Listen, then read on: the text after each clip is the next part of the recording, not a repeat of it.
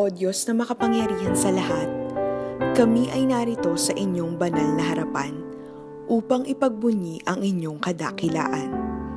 Maraming salamat po sa lahat ng biyayang pinagkaloob nyo sa amin, sa pagtulong at pag-unawa sa aming mga kahinaan at kakulangan. Buong pagpapakumbaba naming hinihiling sa inyo na kami ay gabayan ng iyong mapagpalang kamay, upang ang anumang aming iisipin, sasabihin at gagawin ay maging sang-ayon sa inyong kalooban.